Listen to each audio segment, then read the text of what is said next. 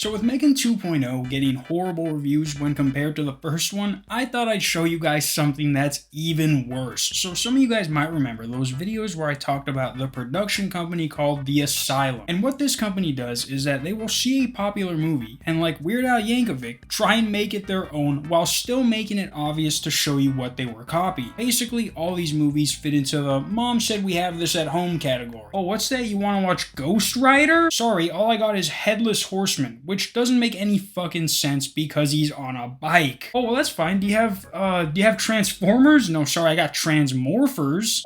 Okay, well then, what about Top Gun? You got Top Gun? I love me some Tom Cruise. I got Top Gunner. What the fuck is that, dog? At least tell me you got Cocaine Bear. At least you got Mega 1 for 3 for me, you know what I mean? I got Attack of the Meth Gator. What? Huh? But you guys see what I mean. Every time a popular movie comes out, it is followed by one of these, and all these bigger production companies are like, "You can't keep getting away with it!" Oh, but they will.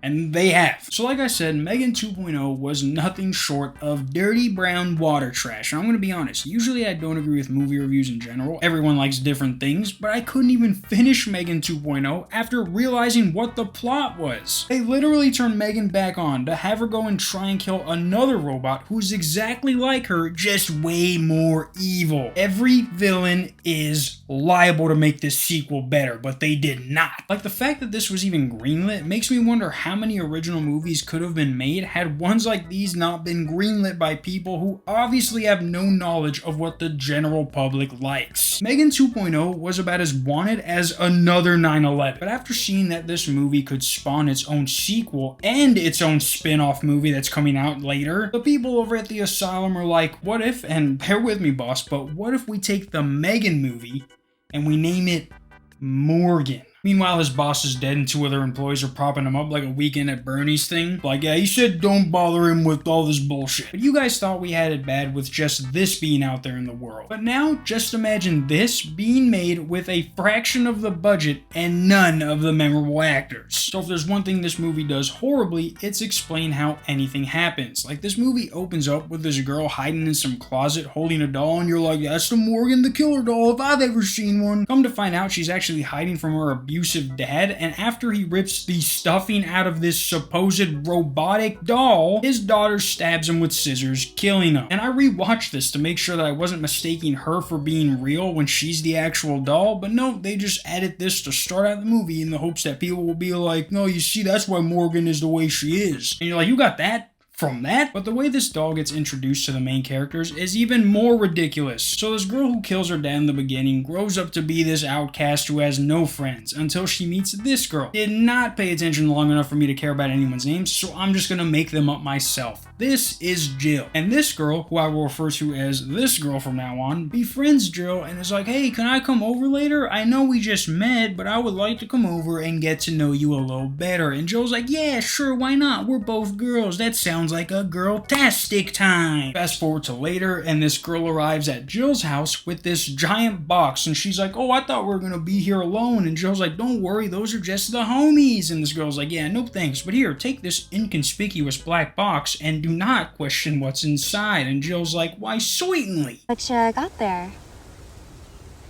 Oh, it's your birthday present. I wanted you to have it early. Oh, wow, it's huge. That's what she said. No, she did not. So her and her friends gather around the box and proceed to open up its mysteries. Hey, please be careful with it.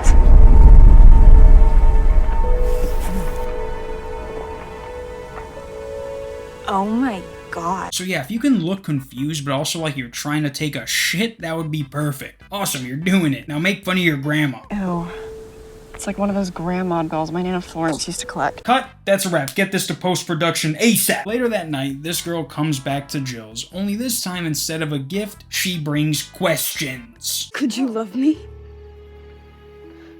Darcy, what is that smell? Could you love me? Yeah, what is that smell, girl? You are stinky. Please get off my porch. Did you roll around in some poop before you got here? But apparently this girl had feelings for Jill, and after Jill rejects her advances, I shit you not, she sets herself on fire like she was Thich Quan Duck. bit of an overreaction and also has nothing to do with the doll at all, but she did traumatize Jill possibly for life, most likely till the end of the movie. But after this nonsense, that is when the doll Morgan starts killing people for no reason. They don't explain why the doll comes to life. That whole argument that Jill had didn't even hint that this girl's soul left her body and took over the doll. They just cut to the maid cleaning Jill's house, all of a sudden hearing something, and when she goes upstairs to check who it is, she's like, oh thank God, it's no one. Time to get back to clean. Help me! Help me! The next person the doll goes after is Goth Girl. Doesn't explain why, she just happens to appear where she is while she's on the phone and then slices her neck. The doll then starts going after the boys, and mind you, this guy is about to get hit with a sledgehammer, but look at the mark it leaves him. That looks like somebody wiped some poop on his face. That is not what happens when somebody gets in the face with a sledgehammer. That was a poop hammer. This is the stinkiest death I have ever seen. But here's where the movie starts to make even less sense than it already did. So after Jill and now Jill's mom are hosting some kind of party again, the doll shows up and it is literally the girl who burned herself alive. No scratches, no burn marks, no nothing. And then they even try and copy that infamous random dancing from the first M3GAN movie, but it comes out looking like this. You're supposed to be dead. Supposed to be, yes. But in reality...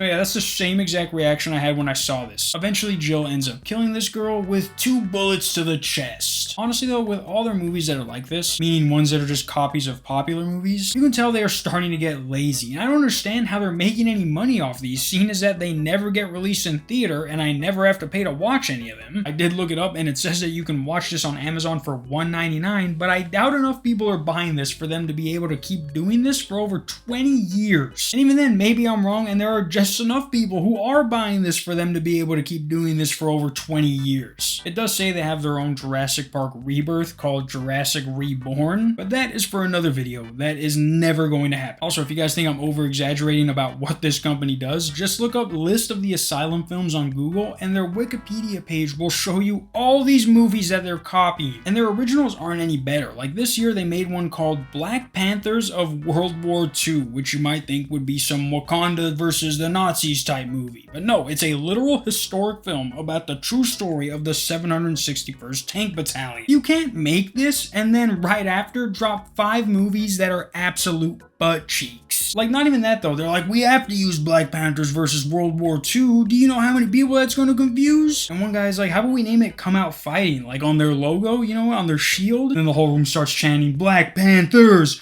Black. Yeah guys, like Jesse once said, you can't keep getting away with it! Only they have, and they will continue to. Until tomorrow, peace.